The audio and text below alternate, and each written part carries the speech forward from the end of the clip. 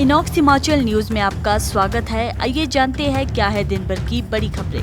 कीरतपुर मनाली 4 लेन पर टेम्पो और स्कूटी की भिड़ंत में 2 की मौत। सीएम बोले भाजपा को विपक्ष में जाने के बाद आई कर्मचारियों की याद। कालाअंब औद्योगिक क्षेत्र में पिघला लोहा गिरने से 1 की मौत 1 घायल। सियाचिन में शहीद अरुण कुमार का सैन्य सम्मान के साथ किया अंतिम संस्कार। खनन माफियों के खिलाफ बड़ी कार्रवाई। कुल्लू में 600 मीट्रिक टन रेत जब्त। बलो और गरामोड़ा टोल प्लाजा पर 1 माह के लिए वसूली निलंबित। रेणुका सिंह ठाकुर और हरलीन का भारतीय महिला क्रिकेट टीम में हुआ चयन। हाईकोर्ट ने निलंबित एएसआई पर 24 घंटे निगरानी हटाने का दिया आदेश। होंग डैम से छोड़ा पानी, व्यास नदी में उफान, निचले क्षेत्रों में लोगों की बड़ी चिंता। शिमला में शरारती तत्वों ने दर्जनों गाड़ियों के तोड़े शीशे। आइए जानते हैं अब खबरें विस्तार से।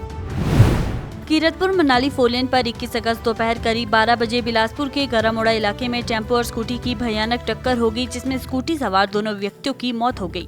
टक्कर के बाद स्कूटी में आग लगी और टेम्पो पलट गया। हादसों के कारणों का फिलहाल कोई पता नहीं चल पाया है। सूचना मिलने पर पुलिस की टीम मौके पर पहुंची और शवों को एनएचआई की एम्बुलेंस से अस्पताल भेजा गया। मृतकों की पहचान रफी मोहम्मद जगातखाना बिलासपुर और सुनील कुमार हमीरपुर के रूप में हुई है। दोनों मृतक रेलवे लाइन निर्माण कंपनी के क्रैशर प्रोजेक्ट में कार्यरत थे। मुख्यमंत्री सुखविंदर सिंह सुक्खू ने विपक्ष द्वारा कर्मचारियों के भत्ते के नाम पर वॉकआउट को लेकर ध्यान भटकाने वाला कदम करार दिया है। उन्होंने कहा कि जो कर्मचारी विरोधी भाजपा सरकार सत्ता में नहीं है, उन्हें अब कर्मचारियों की याद आई है। मुख्यमंत्री ने बताया कि उनकी सरकार ने अब तक 11% डीए बढ़ाया है और पहली कैबिनेट ने सरकारी कर्मचारियों को पुरानी पेंशन भी दी है। सुक्खू ने विपक्ष पर आरोप लगाते हुए कहा कि पिछली भाजपा सरकार ने चुनाव से पहले 10,000 करोड़ रुपए की देनदारी छोड़ी है। जिला सिरमौर के कालाअंब औद्योगिक क्षेत्र में पिघले हुए लोहे की बाल्टी का गियर फिसलने से 53 वर्षीय मजदूर रामविलास सहानी की मौके पर मौत हो गई और दूसरा मजदूर गंभीर रूप से घायल हो गया। हादसा त्रिलोकपुर रोड स्थित सरिया उद्योग में हुआ, जब मजदूर कच्चे माल को भट्टी में डाल रहे थे। क्रेन का गियर अचानक स्लिप हो गया और पिघला हुआ लोहा कामगारों पर गिर गया। घायल मजदूर को हरियाणा के नारायणगढ़ अस्पताल में भर्ती कराया गया है। हादसे की जानकारी मिलते ही कालाअंब पुलिस थाना प्रभारी कुलवंत सिंह कंवर और उनकी टीम मौके पर पहुंचकर जांच शुरू कर दी है। जनजातीय जिले लाहौल स्पीति में किशोरी गांव के अग्निवीर सिपाही अरुण कुमार की शहादत से पूरे क्षेत्र में गहरा शोक व्याप्त है। 4 दिन के इंतजार के बाद 21 अगस्त को उनका पार्थिव शरीर लाहौल पहुंचा, जिसके बाद उनका सैन्य सम्मान के साथ अंतिम संस्कार किया गया। खराब मौसम के कारण देह को लाहौल पहुंचने में देरी हुई थी। वे सियाचिन ग्लेशियर पर सेवा दे रहे थे, जहां तापमान 0 से 50 डिग्री नीचे रहता है। अचानक सिर में तेज दर्द से उन्होंने वीरगति प्राप्त की थी। खनन विभाग की शिकायत पर भुंतर पुलिस ने कुल्लू जिले के बजौरा इलाके में बड़ी कार्रवाई की। भुंतर पुलिस ने 2 मामलों में कुल 600 मीट्रिक टन अवैध रेत जब्त की है। शिकायत के मुताबिक लोअर बजौरा गांव निवासी फकीर हुसैन ने ब्यास नदी के दाहिने किनारे जल शक्ति विभाग के पंप हाउस के पास लगभग 150 मीट्रिक टन रेत अवैध रूप से खनन कर रखी थी। इसके अलावा खनन निरीक्षक महेंद्र सिंह की शिकायत पर भुंतर थाना में माइन एंड मिनरल एक्ट और भारतीय दंड संहिता के तहत मुकदमा दर्ज किया गया है। जिला बिलासपुर में लगातार हो रही भारी बारिश और भूस्खलन के कारण कीरतपुर से नेरचौक तक 4 लेन के अंतर्गत बलो और गरामोड़ा टोल प्लाजा में टोल शुल्क वसूली को आगामी 1 महीने तक निलंबित कर दिया गया है। आदेश में कहा गया कि भारी वर्षा और भूस्खलन के कारण राजमार्ग के कई हिस्सों को गंभीर क्षति पहुंची है। मार्ग पर बार बार पत्थर गिरने और भूस्खलन के चलते यातायात बार बार बाधित हो रहा है, जिससे यात्रियों को घंटों तक जाम में फंसना पड़ रहा है और बुनियादी सुविधाओं का भी अभाव हो रहा है। ऐसे में राहत प्रदान करने के उद्देश्य से टोल वसूली रोकी गई है।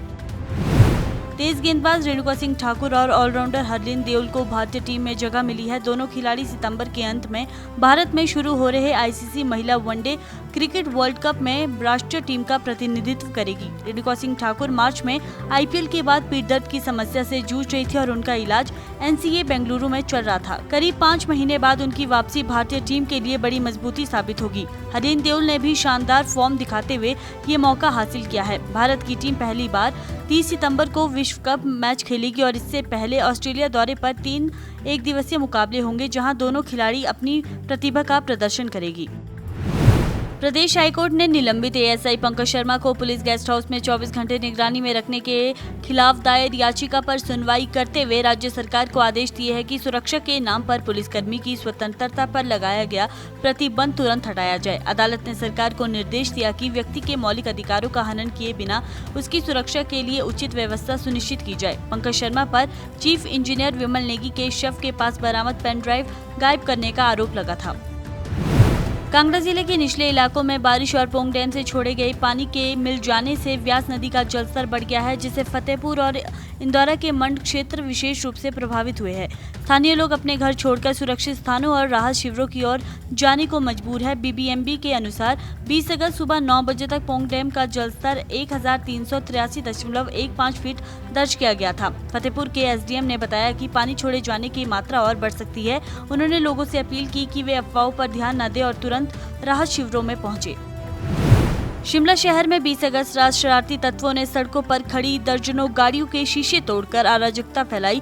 रात के अंधेरे का फायदा उठाकर हुई इस घटना से गाड़ियों के मालिकों में भय और गुस्सा फैल गया है। कई गाड़ियों के आगे और पीछे के शीशे पूरी तरह चकनाचूर हो गए हैं। पुलिस ने मौके पर पहुंचकर जांच शुरू कर दी है और सीसीटीवी फुटेज खंगालकर आरोपियों की पहचान की कोशिश में लगी है। स्थानीय लोगों ने आरोपियों की गिरफ्तारी की मांग की है ताकि ऐसी घटनाओं को भविष्य में रोका जा सके।